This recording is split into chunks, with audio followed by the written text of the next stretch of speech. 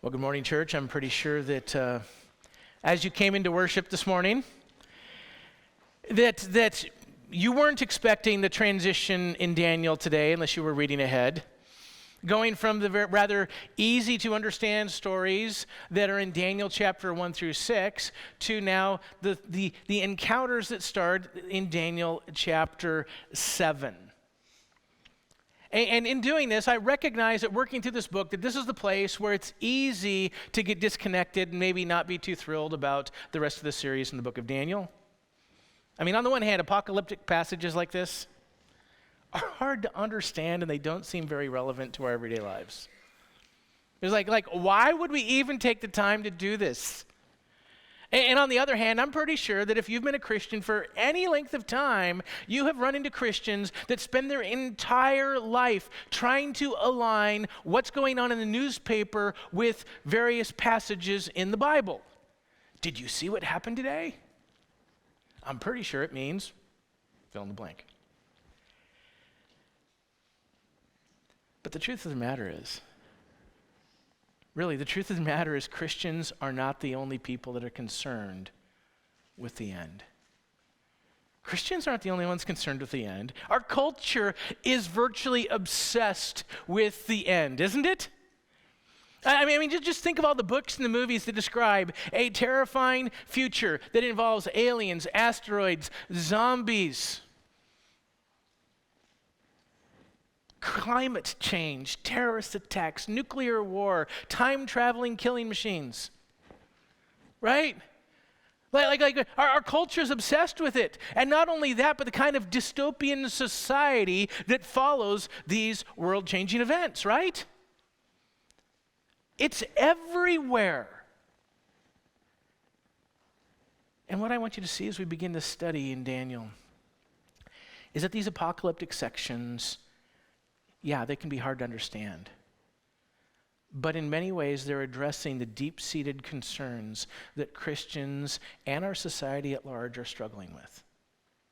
They do address deep-seated concerns.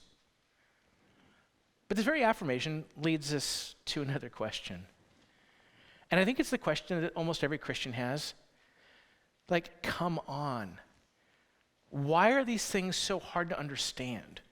Right? Like, we read so much of our Bible and everything is clear. The gospel's clear. How to live as a Christian is clear. And then we come to these texts and we're like, it's not very clear. Well, it's because they belong to a literary genre. We're going to do a little introduction here, just to kind of get everybody on the same page, known as apocalyptic literature. You're like, okay, thank you. That's really helpful, Mark. But let's just think about this for a minute. We actually need to talk about this before we even go into the text because the laws of literature, any literature that we read, whether the Bible or we're reading any other literature, demand that we identify the kind of literature we're reading before we can understand what the author is trying to communicate. Right? And for the most part, we do this instinctively. We don't even think about it. We know that we're not supposed to read a policy manual the same way that we read The Lord of the Rings.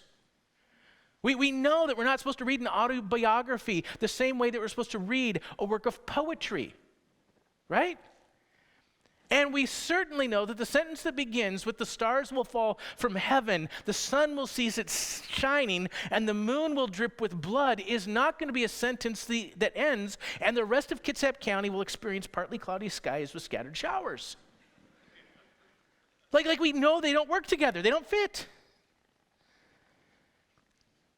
One's apocalyptic and the other's a weather forecast. And at this point, you might be going like, okay, Mark, you keep using this word. What does it mean? Apocalyptic literature. You know, sometimes we throw around these big words and we don't define them, so let's define them. And we've put it on the slides this morning, apocalyptic literature. Two pieces to the definition. But the key part of this is, number one, it's a God-given revelation. It's not somebody's idea. It's a God-given revelation. Number one, what does it do? It communicates its message through wildly imaginative and bizarre symbols. It's from God, but it comes in this very unique package. In other words, it's not coming as literal descriptions and logical propositions, right? We read through Paul's epistles. It's a logical proposition. We're following his logic. He has something clear to say. What apocalyptic literature has to say is communicated differently than Paul talks in his epistles. So it communicates its message through wildly imaginative and bizarre symbols. Number two, what does it do? It discloses truths about the end of this present evil age, when Jesus will return and establish his everlasting kingdom of justice, peace, and joy on the earth. That's what it's doing.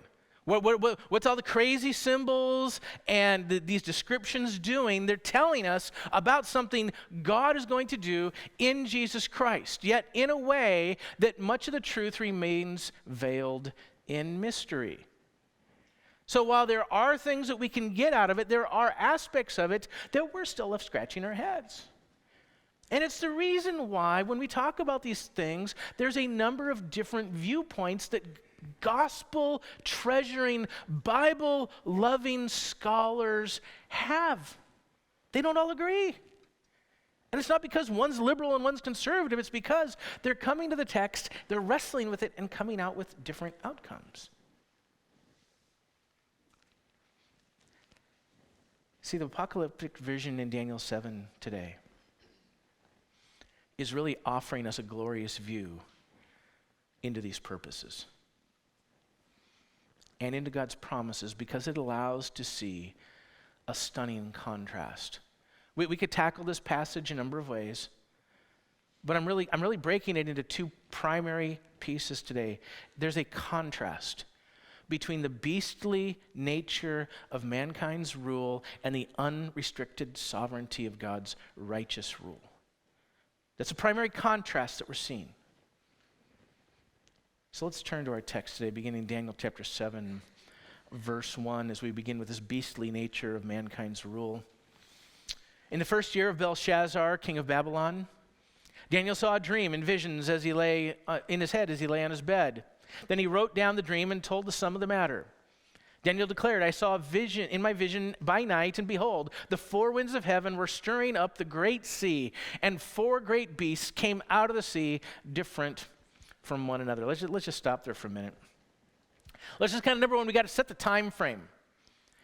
Last week we ended with Darius, the king of the Medo-Persian Empire, and Daniel in the lion's den. We're actually turning back the clock here in Daniel chapter 7. He's telling us this vision came in the first year of Belshazzar's reign, who's the king in chapter 5, handwriting on the wall. Okay? So the events of this dream that Daniel is talking about is happening after the death of Nebuchadnezzar, in the first year of Belshazzar, so roughly 10 years before the handwriting on the wall episode, when in the one night Babylon falls to the Medes and the Persians. So that's when this vision is occurring. Second thing we see as we turn to the vision itself is that God is really employing the imagery of Genesis chapter 1 to disclose the true nature of the kingdoms of men. Reaching back to Genesis 1. Part of this, while it might not always be apparent in our English Bible, the Hebrew word for wind here in verse 2 is the same word translated spirit in Genesis 1:2, as in the Spirit of God hovered over the waters. So we have the winds, and what are the winds doing? They're not doing what the Spirit does at creation, bringing order. No, the four winds are not bringing order. They're not bringing glory to God. They're stirring up storms. They're bringing disorder. And even more, the world in this vision is not functioning the way the world does in Genesis chapter 1 in God's creation. These beasts aren't emerging on dry land. When God creates, where are the animals created? The land-dwelling animals. They're created on the land, not out of the ocean. Yet these beasts are coming up out of this ocean, out of the sea. And we're like, okay, that's kind of weird, but it is apocalyptic, right? It's a little helpful if we understand just how ancient Jews understood the ocean and they understood the seas. They didn't think of the sea as this wonderful place to go, a place of joy and happiness, breezes and sailing. They didn't think of it as a wonderful, pleasant place. Rather, they viewed the ocean as this place of supernatural evil and chaos and danger. In fact, even today in our reading, what was not in the heaven? When God recreates, when everything is done, the new heavens and new earth, what in Revelation is not present in the new world? The sea. The sea isn't there anymore. And for us, we're like, okay, whatever. Like, I like the ocean, but again, the imagery for the people that are reading it, the original audience, the sea is a dangerous place. It's a threatening place. And on account of this imagery, especially the original reader, when they're reading through this, is recognizing that these beasts, at this point, whoever they are, whatever they represent, they're going to be characterized by evil and chaos and death. It's like there's this upside down version of creation. So let's go to the beasts in Daniel chapter 4. I think it's easiest just to read these sections and try to summarize them. The first was like a lion, it had eagle's wings. Then as I looked, its wings were plucked off, and it was lifted up from the ground and made to stand on 2 feet like a man. The mind of a man was given to it. Behold, another beast, a second one, like a bear. It was raised up on one side. It had 3 ribs in its mouth between its teeth. And it was told, arise and devour much flesh. After this I looked, and behold, another, the third one now, like a leopard, with 4 wings of a bird on its back. And the beast had 4 heads, and dominion was given to it. And it's normally at this point that we start checking out, right?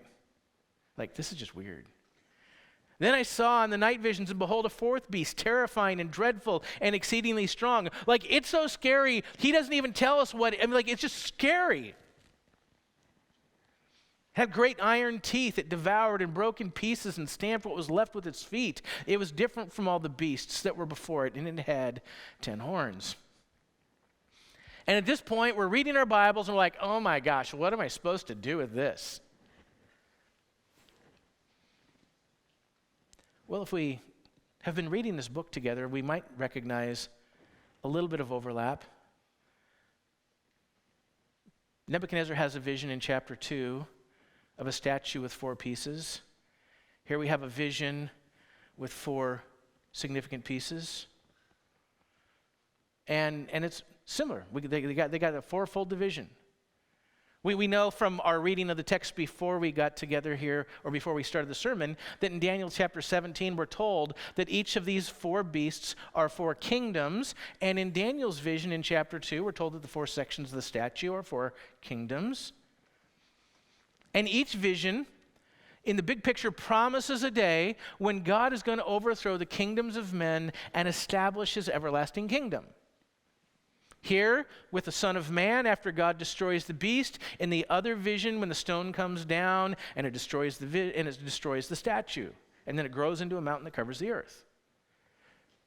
So we've got 2 visions that are talking about the same kinds of things. In light of these repeated themes, biblical scholars are in general agreement that we should interpret these 4 beasts out of the sea in chapter 7 as the 4 statue sections in Daniel chapter 2. So we could kind of just walk through it, and I'll bet if you have a study Bible, most of them probably have this little picture on the side. The head and arms, or the head of gold in chapter 2 is the winged lion in chapter 7. Chest and arms of silver in chapter 2, the bear in chapter 7, the belly and thighs of bronze in chapter 2 of the statue, the winged leopard in chapter 7, the legs of iron with feet of iron and clay is this dreadfully terrifying beast with iron teeth and 10 horns in chapter 7. And if we were doing some Bible study on this might have been an entire 2-hour session. But we'll keep moving. Because we've already been to chapter 2, we've already identified most likely what these 4 sections are. And this is the place where even though scholars agree these 2 visions overlap, this is where they can start to disagree over how to interpret each piece. But we'll just kind of stick with where we've been already.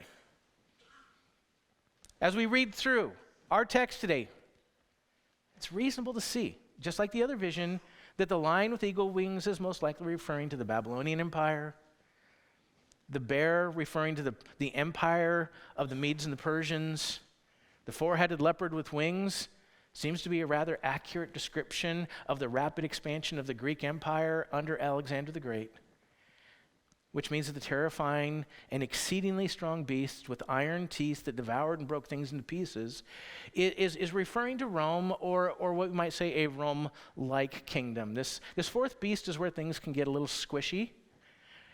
And that's because there's aspects of the fourth beast that clearly reflect but don't fully align with historical Rome. There's some things like we see and don't see. Makes the fourth one harder. And at this point, I know we just covered a lot of ground, and I didn't spend a whole lot of time defending those things. I recognize that. But I do it this way because, number one, in the EFCA, we have room for differences of opinion, as long as they're not things that are going to divide us. And also because verse 17 really discloses the most important aspect of their identity.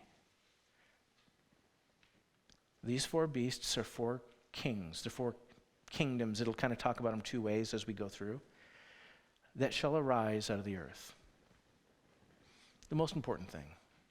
Even if we struggle with identifying who's what and where, there's kingdoms. But what are we supposed to see in these beasts? Instead of focusing on who and what and where, trying to dial that really tight, let's ask a different question. What are we supposed to see? We're supposed to see that the four successive kingdoms of man are like savage, destructive, power-hungry animals. How does God look at the kingdoms of men? Like beasts, wild beasts and animals. And how does this beastliness influence their rule? Their rule is marked by the predatory nature of the animal world. It's not marked by the image of God in which mankind was created. It's not. It's not marked by the kind of rule which Adam was originally appointed to rule over the world. It's in direct opposition of what Adam had been installed to do. Simply put, their rule does not reflect God's sovereign design. Genesis chapter 1, starting verse 26. Then God said, "Let us make man in our image, after our likeness. Let them have dominion." Notice that key word dominion. It's been used throughout this book already about God giving Nebuchadnezzar dominion over all things. It's been used in chapter 7 about giving the third beast dominion. He gives Adam dominion over the flesh, over the fish of the sea, over the birds of the heavens, and over the livestock, and over all the earth, and over every creeping thing that creeps on the earth. So God created man in his own image. In the image of God, he created him. Male and female, he created them. And God blessed them. He blessed them and said, "Be fruitful and multiply and fill the earth and subdue it and have dominion over the fish of the sea, the birds of the air, the heavens, and over every living thing that moves over the earth." See, what does God intend mankind to do?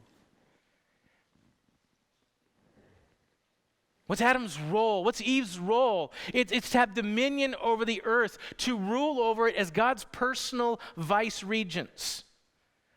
That's their role in creation. They're his representative rulers. And in that rule, being created in his image, they're to reflect his character and to faithfully represent his goals and purposes in the world.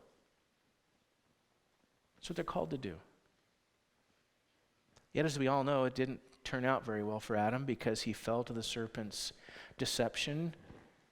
And in so doing, he plunged the entire human race into sin and rebellion against God. A world in which mankind's behavior is more indicative of the animal world and the serpent that deceived them than it is of God.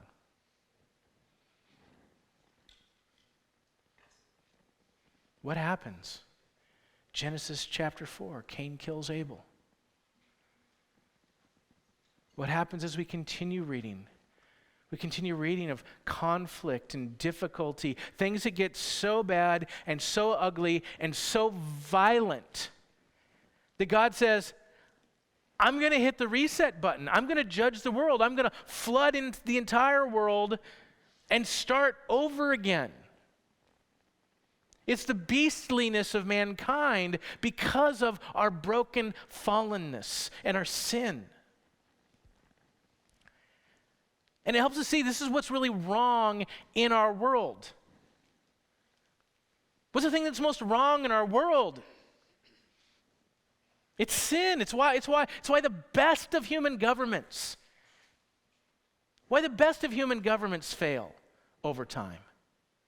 The problem isn't always in the system. And are some systems inherently corrupt and bad? Yes.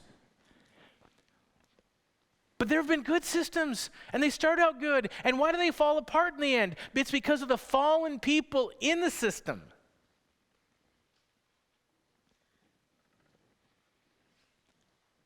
And what do we see in this? We live in a world.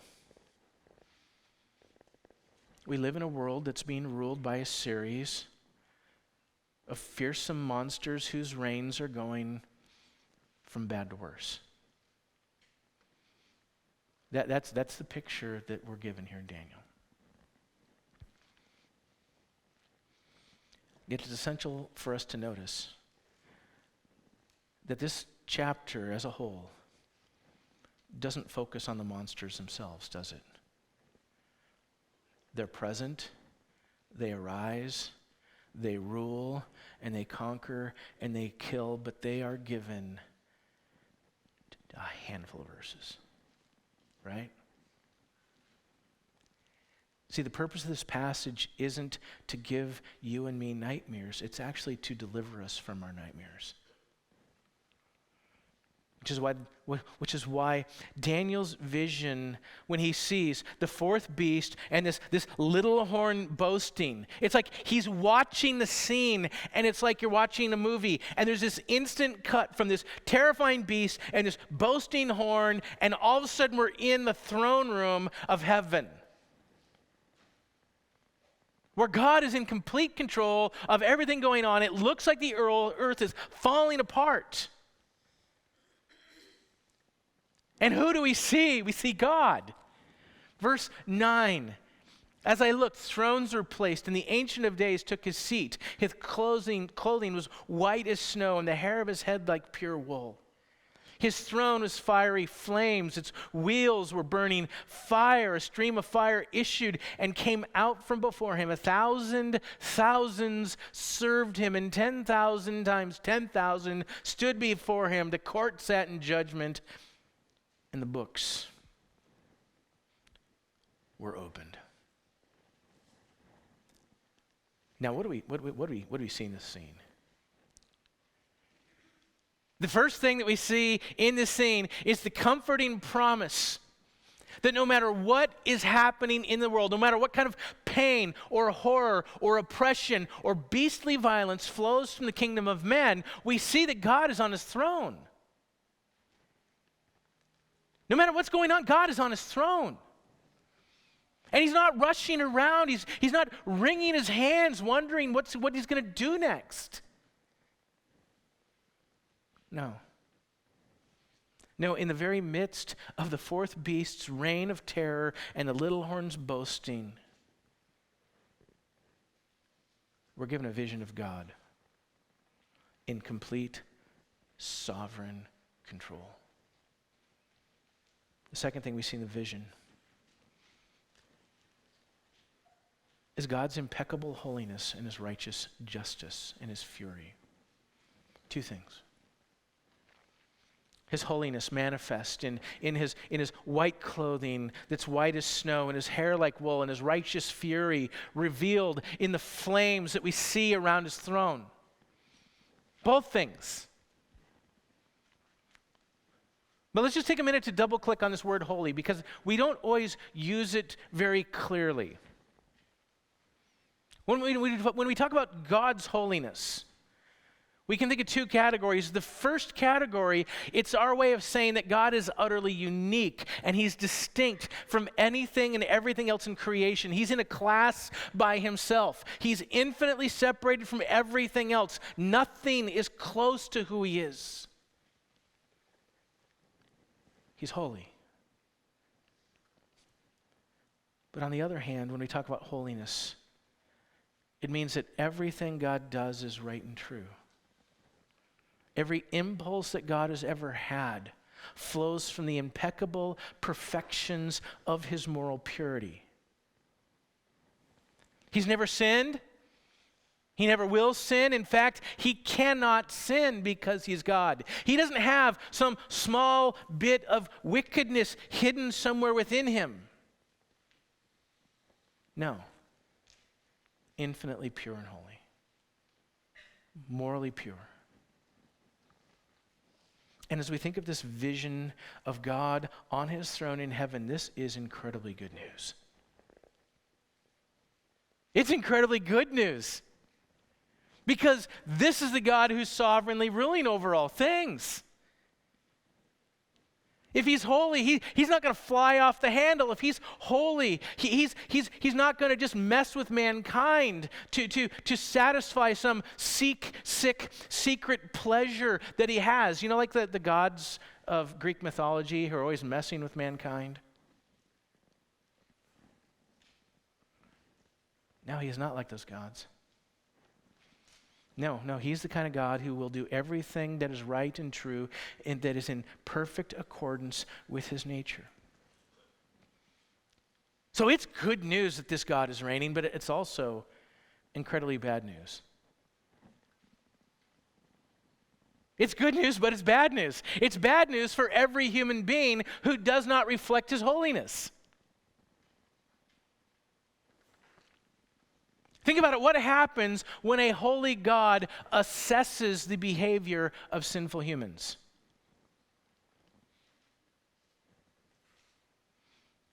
The answer is wrath and judgment against everything that isn't holy. That's the answer. It's the fire around his throne. And in this is not a picture of a God who delights in judgment. His judgment is secondary. The wrath is secondary to his nature. It's only as his holiness comes in contact with what is sinful.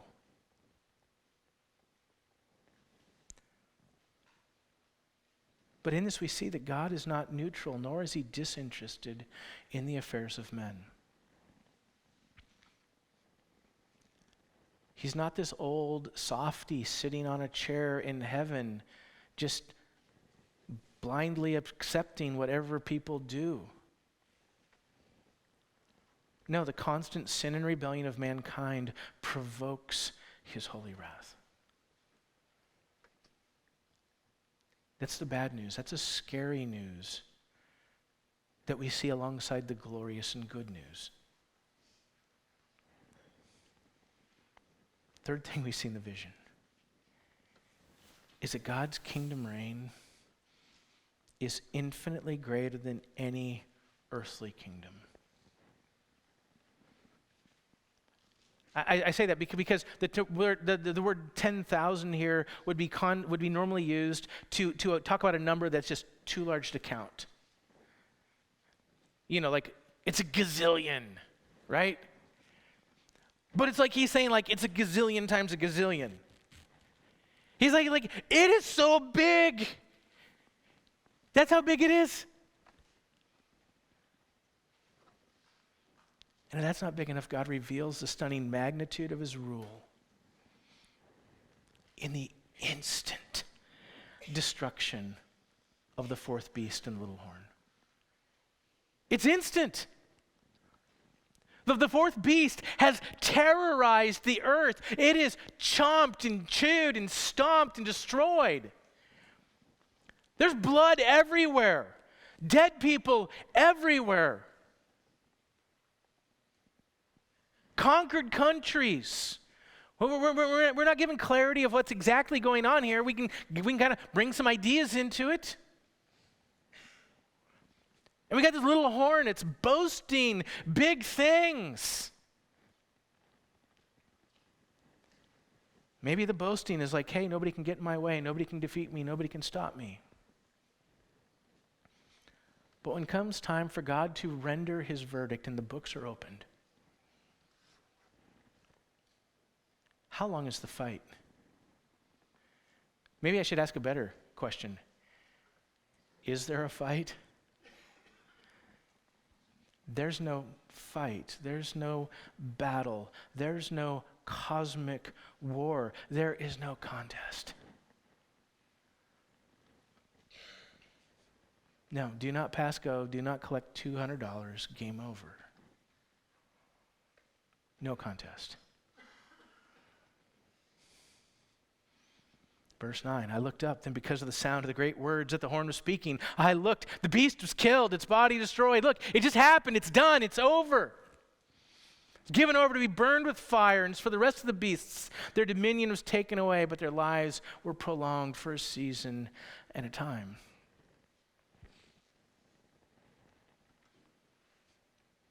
What I want you to see here is this is one of the ways in which the worldview of the Bible and the worldview of ancient mythology are so different. There's a lot of people that want to say, oh, it's an old book. We should read it just like the other people wrote and read their old books. It's like, no, this is different.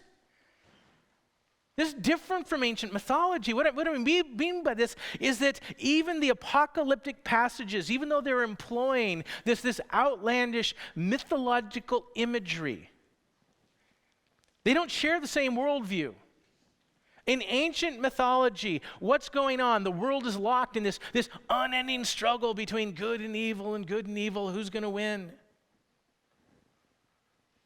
There's a fight between chaos and order. There's a fight between light and dark. But that's not the worldview of the Bible. No, the apocalyptic passages of our Bible, God reveals that he is sovereign over all things and he rules over all things and nothing can stand in his way. No contest. But as we keep reading, there's more to handle in here. It gets even better. Our passage gets even better. God doesn't just promise to overthrow the evil empires of this world. No, he promises that he's going to establish an everlasting kingdom on this earth, and he's going to do it through a man. I put that in quotes because we'll see it in the text. He's going to do it through a man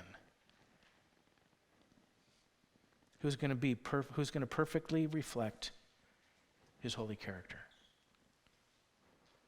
Verse 13, I saw in the night visions, and behold, with the clouds of heaven, there came one like a son of man. Son of man, and he came to the Ancient of Days, and he was presented before him, and to him was given dominion and glory and a kingdom that all peoples, nations, and languages should serve him. His dominion is an everlasting dominion which shall not pass away, and his kingdom is one that shall not be destroyed.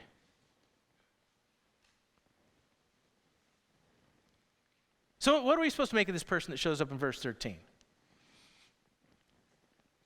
I mean, I know from being here 6 years that many of you already know the answer to this.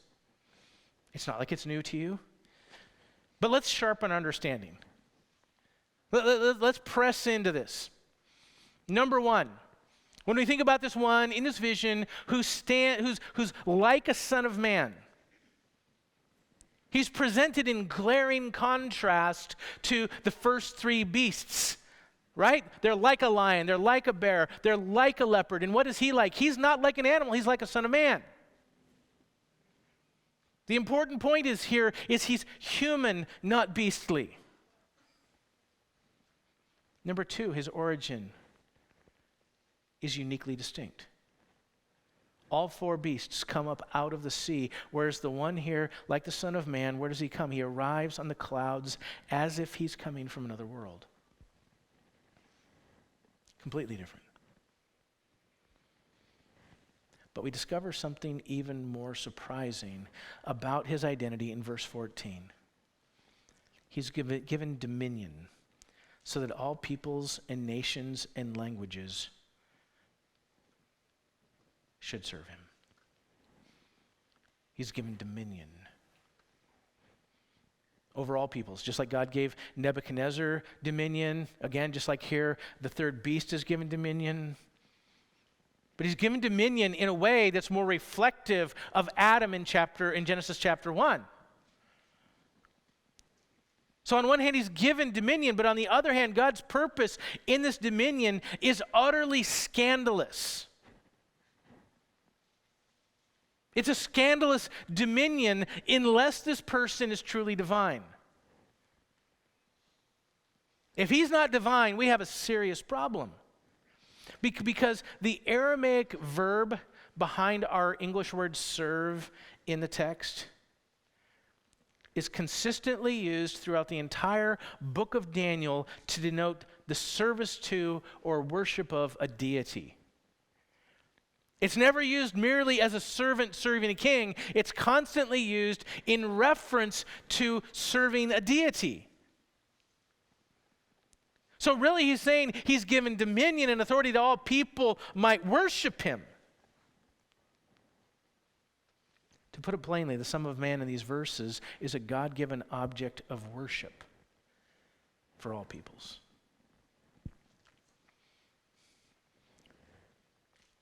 But God has even more. He's not just a person to be worshipped, but a glorious king with an everlasting kingdom.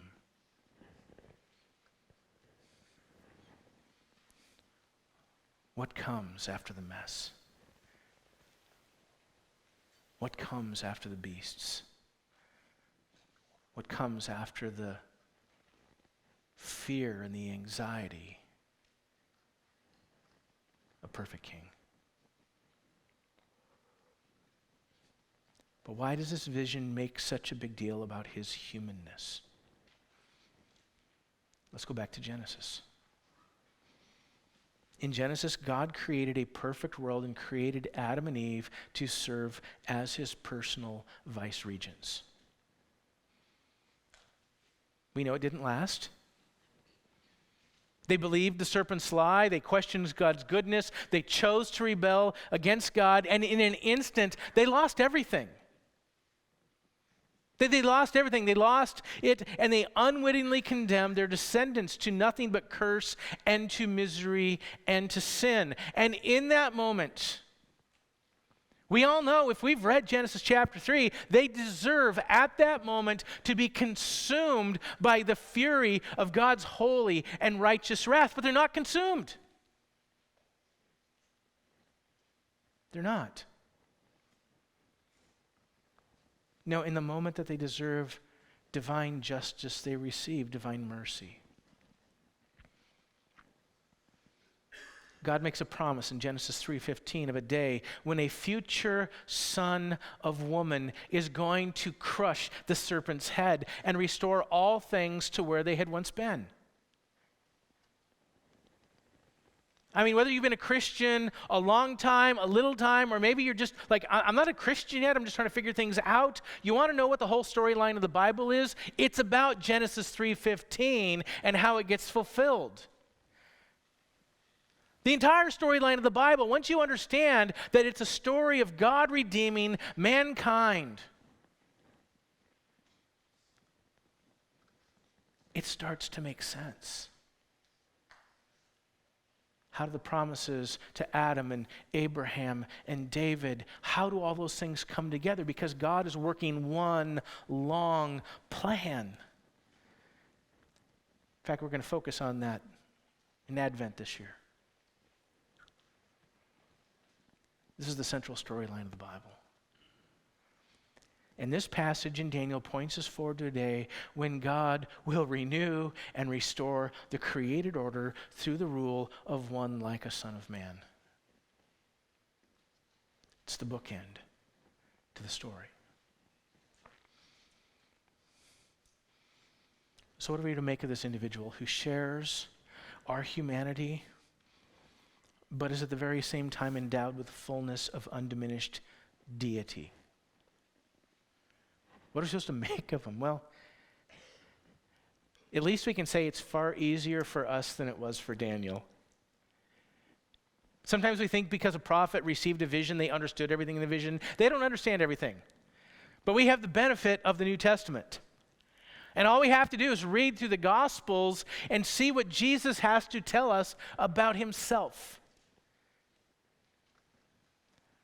If you want to take some time for a great little study this week, search up in the Gospels how the Son of Man is used. I'm going to just address a few of them. Matthew chapter 8, verses 19 through 20. They'll be quickly up on the screen, but I'm just going to move through a whole series. Matthew 8, 19 through 20. And a scribe came up to him, that is Jesus, and said, "Teacher, I will follow you wherever you go." And Jesus said to him, "Foxes have holes and birds of the air have nests, but the Son of Man has nowhere to lay his head." Mark chapter 2, verses 9 through 11. Which is easier to save the paralytic? We're talking about the guy being lowered down through the roof, right? Which is easier to say, "Your sins are forgiven," or to say, "Rise, take up your bed and walk"? But that you might know that the Son of Man has authority on earth to forgive sins, he said to the paralytic, "I say to you, rise, pick up your bed and go home." Luke 19:10. For the Son of Man came to seek and save the lost. John 3:14 through 15, as Moses lifted up the serpent in the wilderness, so must the Son of Man be lifted up. Why? What is the purpose of the Son of Man be lifted up? That whosoever believes in him may have everlasting life. Matthew 16, verse 13. Now when Jesus came into the district of Caesarea Philippi, he asked his disciples, "Who do the people say the Son of Man is?" I'm going to jump forward to verse 15. He then asked them, "Who do you say I am?" The same question, Son of Man. Peter replied, "You are the Christ, the Son of the living God." And Jesus answered him and said, "Blessed are you, Simon Bar-Jonah, for flesh and blood have not revealed this to you, but my Father who is in heaven. And I tell you, you are Peter, and on this rock I will build my church, and the gates of hell will not prevail against it." And if you're thinking, "Well, Mark, I don't know, those sound okay." Mark 14, verse 61. Jesus is at his trial, and we're told, but Jesus remained silent, and he made no answer. And again, the high priest asked him, "Are you the Christ, the Son of the Blessed?" And Jesus said, "I am. And you will see the Son of Man seated at the right hand of power and coming with the clouds of heaven." Daniel chapter 7.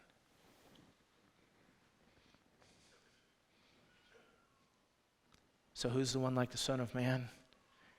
I think most of you probably knew going into it. It's Jesus. Maybe you didn't have a few extra pieces. Hopefully we gave you a few more. It's Jesus. This crazy vision of insane beasts, talking horns. It's ultimately about Jesus. But it gets even better. As we turn to the book of Acts, Acts chapter 1, how does Jesus return to heaven? Verse 9. And when Jesus had said these things, as they were looking on, he was lifted up, and a cloud took him out of their sight. And while they were gazing into heaven as he went, behold, two men stood by them in white robes and said, "Men of Galilee, why do you stand looking into heaven? This Jesus who was taken up from you into heaven will come in the same way as you saw him go into heaven." How does the Son of Man arrive in Daniel chapter 7? He arrives on the clouds. And how does Jesus ascend into heaven? On the clouds. What we're most likely seeing in Acts chapter 1 is the ascent to the event of Daniel chapter 7.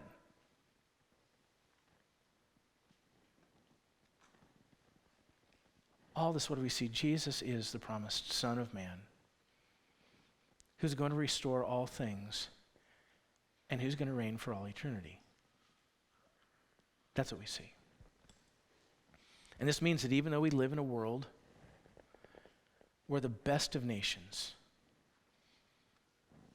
the best of governments are at their heart beastly, we also live in a world where our King is already on the throne, and he is more than able to usher in his kingdom at any moment of his choosing. And on account of this, we don't have to live in anxiety. We don't have to live in fear. We don't have to live in despair as we watch wicked rulers wage war against rival nations. There's plenty of war going on. We don't have to be afraid. We don't have to live in anxiety, fear, or despair as we live in a land where our commitment to Christ is increasingly bringing opposition. We don't have to live in despair. Which brings us to the main point of the vision. Verses 15 through 18. As for me, Daniel, my spirit within me was anxious, and the visions of my head alarmed me. And I approached one of those who stood there, and I asked him the truth concerning this. So he told me, and made known to me the interpretation of these things. These 4 beasts are 4 kingdoms who shall arise out of the earth. But the saints of the Most High shall receive the kingdom and possess the kingdom forever and ever. See, as we close this morning, I think the main point of this text this morning is this, is that the certainty of God's kingdom in Jesus Christ may not eliminate our fear and suffering. It's certain, but it may not eliminate our fear and suffering, but what it does is it offers us gospel sanity, and it offers us a secure hope amidst the uncertainties of life. We will struggle with anxiety. We will struggle with fear. We're humans. But we can find a place of hope. We can find a place of peace. We can find a place of sanity in an increasingly insane world. When we grasp the vision that we're given. When it comes down to it, our hope cannot be in elected officials. Our hope cannot be in the Supreme Court. It cannot be in a new political party or an outsider candidate. It cannot be in trying to find a way to avoid all the difficulties that happen in this life because we're associated with Jesus. That can't be our hope. The only way we can find hope in this world is by seeing our God for who he truly is. And by anchoring all of our hopes in the majestic vision of his unrestricted reign over all things. Let's close in a word of prayer.